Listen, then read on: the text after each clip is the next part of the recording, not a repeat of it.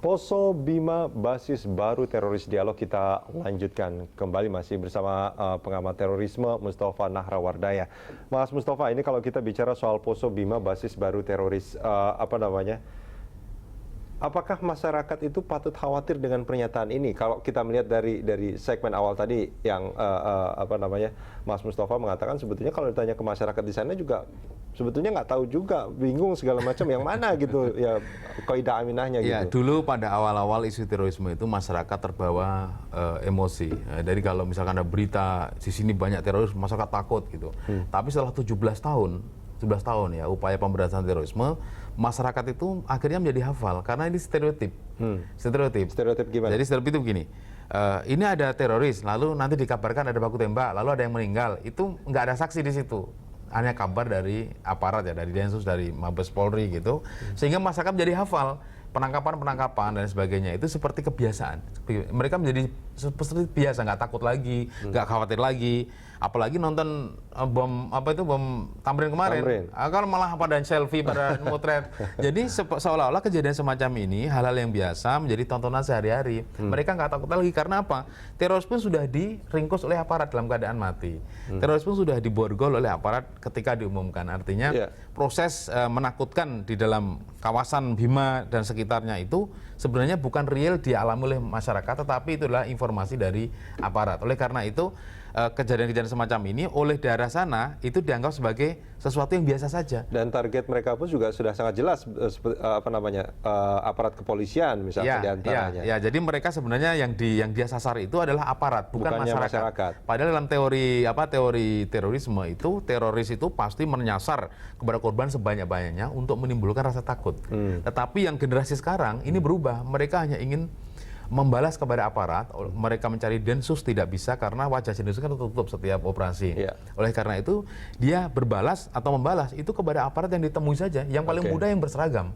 Oleh karena itu di Bima ini Kapolsek berseragam naik motor ya pada tahun lalu 2 tahun lalu 2014 ditembak ketika naik motor, helmnya bolong 2. Jadi awalnya tidak tahu ini sebenarnya perbuatan teroris apa tidak, tapi setelah diotopsi itu baru ketahuan bahwa ini ternyata lubang dari helm itu berasal dari tembakan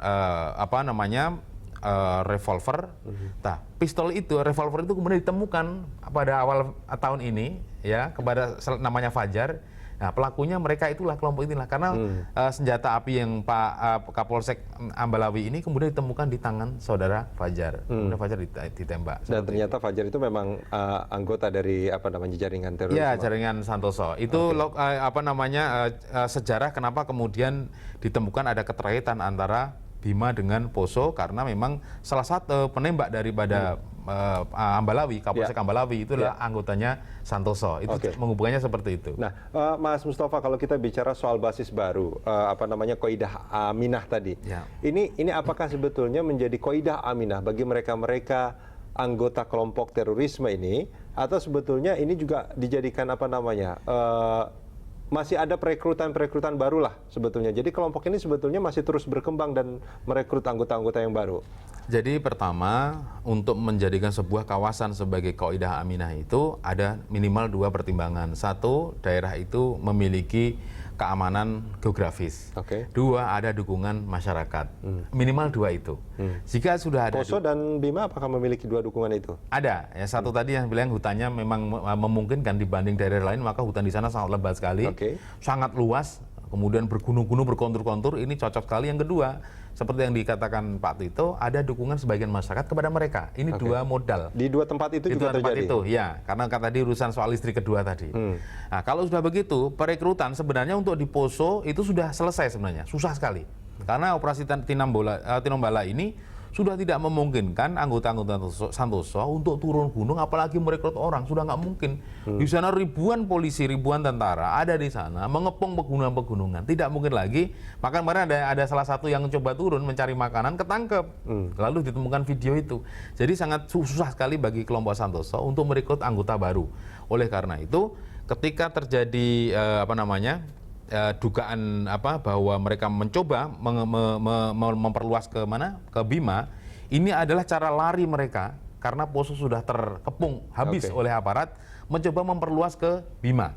Karena di sana ada kesempatan kedua selain geografis tadi, masyarakat ada yang mendukung. Itu mapping oleh BNPT. Jadi dengan demikian, ketika Poso ini sedang, ini kan seperti balon. Ketika dipencet di sebelah kiri, dia akan mengembung di sebelah kanan.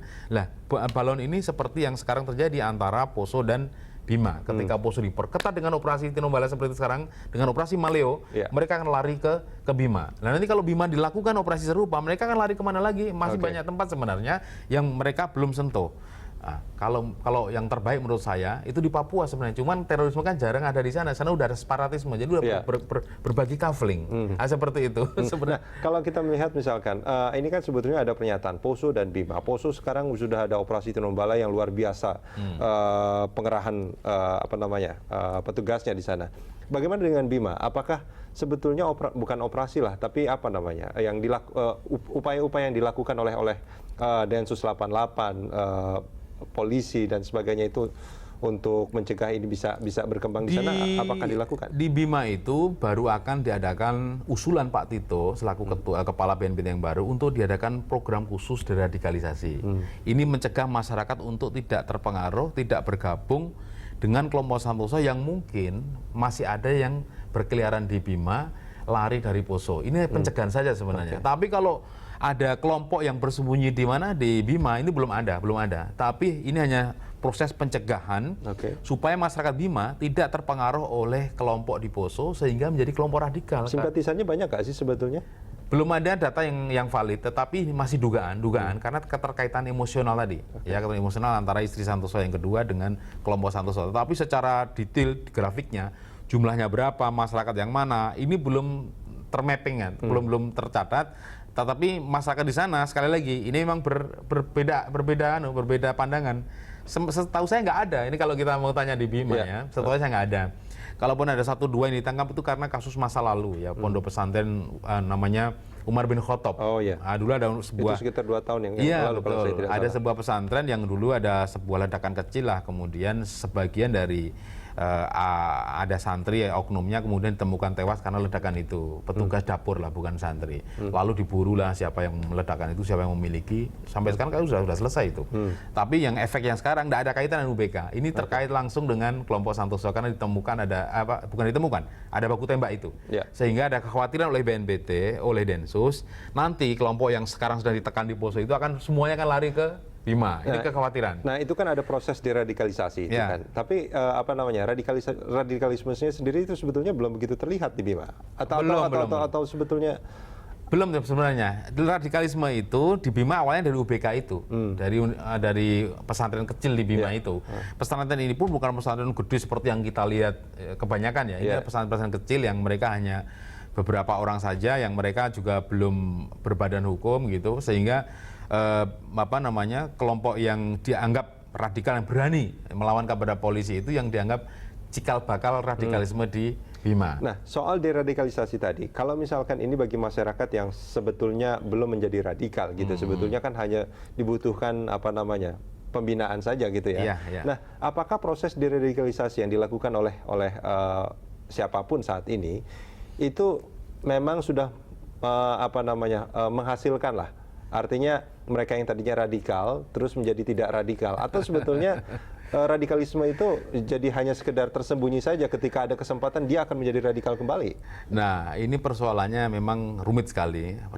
Proses deradikalisasi ini mestinya kan dilakukan terhadap mereka-mereka yang terindikasi dekat dengan sumber-sumber radikal. Misalkan kelompok-kelompok yang pernah berjuang di Afghanistan, kelompok-kelompok yang pernah berjuang di Irak, kelompok-kelompok yang pernah di Libya atau di Suriah. Atau mungkin yang sudah bergabung dengan kelompok-kelompok yang saat ini sedang misalnya. Mestinya kelompok-kelompok inilah keluarganya yang diprogram untuk deradikalisasi. Tapi di Indonesia ini kebalikannya. Jadi misalnya kelompok ini hanya 0,1% ya, tapi yang 99,99% itulah yang kemudian diprogram deradikalisasi untuk supaya tidak terpengaruh pada kelompok kecil itu. Nah, mestinya kelompok kecil diisolasi, kemudian mereka lah yang disasar sebagai objek deradikalisasi. Tapi di sini ternyata semuanya.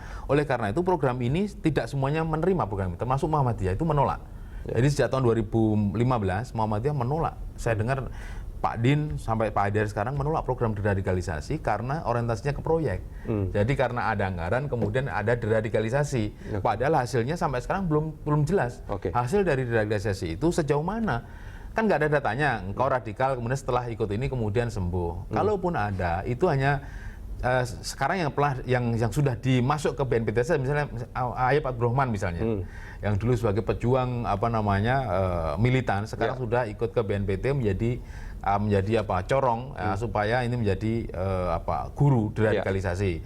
Ada beberapa pengamat terorisme yang dulu menjadi teroris tapi setelah direkrut oleh BNPT dengan proses deradikalisasi mereka menjadi sembuh. Tetapi untuk masyarakat bawah itu nggak bisa diketahui sebenarnya.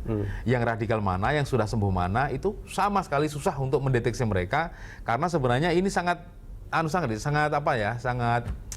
abu-abu sebenarnya. Sangat abu-abu. Ini kan ada seminar-seminar di mana-mana, di pesantren, di sekolah, di lembaga-lembaga pendidikan ada seminar yang yang temporer itu ada. Tetapi sebenarnya ini hanya program biasa-biasa saja. Untuk yang peserta yang radikal itu siapa nggak jelas sebenarnya. Dan biasanya mereka itu akan menjadi radikal kalau secara intensif sebetulnya direkrut, dibina terus-menerus kan sebetulnya ya. Ya ini kan sebenarnya definisi radikal itu sampai sekarang kan belum ketemu sebenarnya. Baik, Mas Mustafa, kita jeda sebentar, kita akan lanjutkan di segmen berikut.